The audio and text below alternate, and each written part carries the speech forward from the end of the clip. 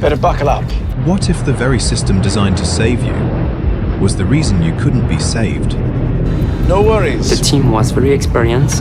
A modern Airbus A320, one of the safest aircraft ever built, suddenly stops responding the way its pilots expect. 7 highly experienced aviation professionals are on board.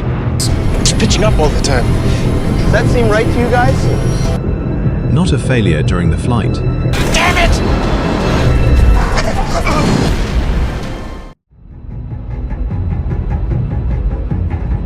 But a simple shortcut taken days earlier by a painting crew using a fire hose. This is the story of Flight 888T and how a chain of small decisions led to a moment no one saw coming. November 27, 2008, off the coast of Perpignan in southern France, an Airbus A320 takes off on what should have been a routine technical flight. This wasn't a passenger journey. It was an acceptance flight, the final set of checks, before the aircraft was returned to Air New Zealand after a 2-year lease with a European airline. On board were 7 people, 2 experienced German pilots, a senior Air New Zealand captain, 3 engineers, and a Civil Aviation Authority official. The aircraft had already passed weeks of inspections on the ground. Everything suggested it was ready. So how did a fully tested aircraft, with one of the most experienced crews possible, end in disaster just minutes after takeoff? The purpose of the flight and the people on board, estimated Reed. To understand what happened, we need to begin with the purpose of this flight. An acceptance flight is essentially a final exam for an aircraft. Before ownership or control changes hands, the plane must demonstrate that all its systems are working exactly as expected, not just on the ground, but in the air. In this case, Air New Zealand was preparing to take back an Airbus A320 that had been leased to XL Airways Germany for 2 years.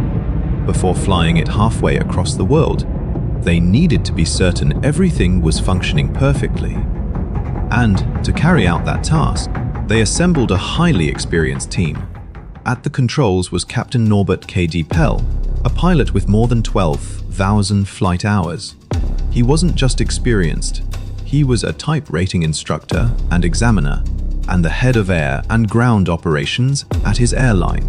Beside him sat First Officer Theodor Ketzer, with nearly 12,000 hours of his own, about half of them on the Airbus A320. In the jump seat was Captain Brian Horrell from Air New Zealand, with over 15,000 total hours. He had been flying the A320 for years and was there to observe the checks and later fly the aircraft back to New Zealand. Behind them were 3 Air New Zealand engineers and a representative from the Civil Aviation Authority, all on board to monitor the aircraft and save time by completing everything in a single flight. This was not an inexperienced crew. This was a group of specialists, each one deeply familiar with aviation systems. And that's what makes what follows so difficult to understand at first, because nothing about this team suggested that anything would go wrong. The Airbus A320 system and the checks, estimated Reed. The Airbus A320 is known for its advanced flight control system, something called fly-by-wire. In simple terms, when a pilot moves the controls, those inputs don't go directly to the aircraft's control surfaces. Instead, they pass through onboard computers, which interpret and adjust them before sending commands to the aircraft. This system allows the aircraft to include built-in protections. In what's called normal law, the system actively prevents the aircraft from exceeding safe limits, such as excessive bank angles, overspeed conditions, or dangerously low airspeed. There are also reduced modes, alternate law and direct law, where some or all of these protections are removed, and the pilots must take more direct control. During this acceptance flight, the crew had a checklist of tests to complete, verifying that all of these systems worked correctly. And for most of the flight, everything went smoothly. They tested the landing gear timing, they checked the transponder, they verified bank angle protections at both 33 and 50 degrees. They tested the auxiliary power unit, They even confirmed the overspeed warning system. Each step was completed carefully and successfully. But there was one final test left, one of the most important, a low-speed protection test, designed to confirm that the aircraft would automatically respond if it approached a stall condition. This test required altitude, at least 14,000 feet, to be performed safely, and at this point in the flight, that altitude was no longer available. As the flight progressed, the crew encountered an unexpected limitation. Air traffic control did not allow them to perform their test maneuvers within normal traffic patterns. The required flight plan for such tests had not been filed. This meant the crew had to adjust and improvise. As time passed, their available altitude decreased. At around 12,000 feet, they discussed the remaining test. At 6,000 feet, the idea of skipping it was raised. Then, at just over 3,000 feet above the Mediterranean Sea, the topic came up again. The crew made a decision. They would proceed. The aircraft was configured for the test. Landing gear extended, flaps fully deployed, engine thrust reduced. The aircraft began to slow. As it approached lower speeds, the system should have activated a protection feature, increasing thrust automatically to prevent a stall. But that didn't happen. The stall warning activated, a clear signal that something was wrong. The aircraft's behavior became increasingly unstable. It pitched sharply upward. Its angle increased rapidly. Airspeed dropped to extremely low levels. Within seconds, the aircraft reached a steep nose, up position, around 57 degrees, at an altitude of less than 4,000 feet. The situation escalated faster than anyone could respond. The aircraft entered a stall condition and descended into the sea approximately 7 kilometers off the coast. All 7 people on board were lost. Now, this is based on publicly available information and is presented here purely for educational awareness. Even after understanding the sequence of events, one question remained. Why didn't the system, designed to protect the aircraft, do its job? The investigation that followed revealed something unexpected. Yes, the test had been conducted below the recommended altitude, even if it had been performed correctly. The outcome may have been the same.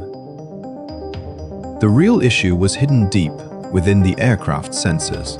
Modern aircraft rely on devices called angle of attack sensors, small external probes that measure how air flows over the wings. This data tells the aircraft whether it is approaching a stall. On Flight 888T, 2 of the 3 sensors were no longer working correctly.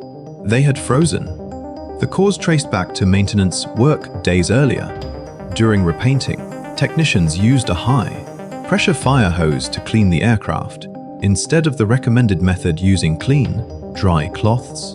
At the time, the angle of attack sensors were not covered. Water entered deep inside them.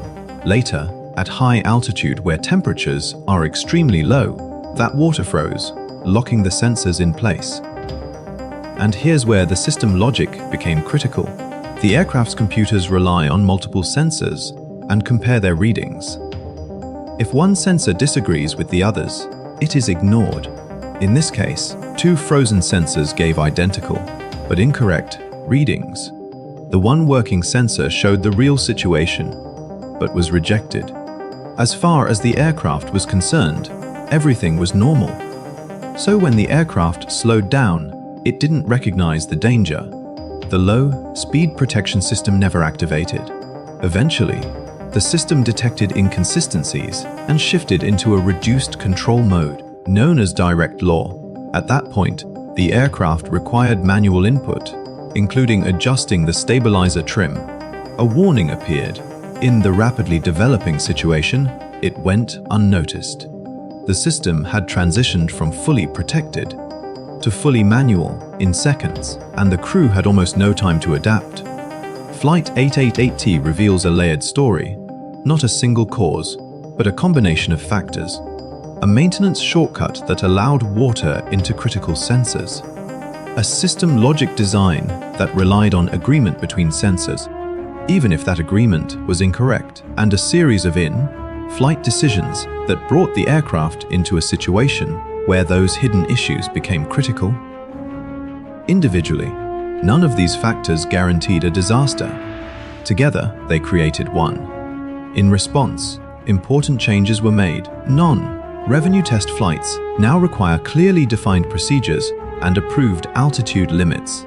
Sensitive sensors must be covered and protected during cleaning and repainting, and pilot training now places greater emphasis on recognizing when automated protections are no longer active and manual control is required. Flight 888T is not a story about reckless decisions. It's a story about capable, experienced professionals, each making one small compromise. And how, in aviation, small compromises have a way of adding up. If there's one part of this investigation that stood out to you the most, feel free to share it, because sometimes the smallest detail is the one that matters most.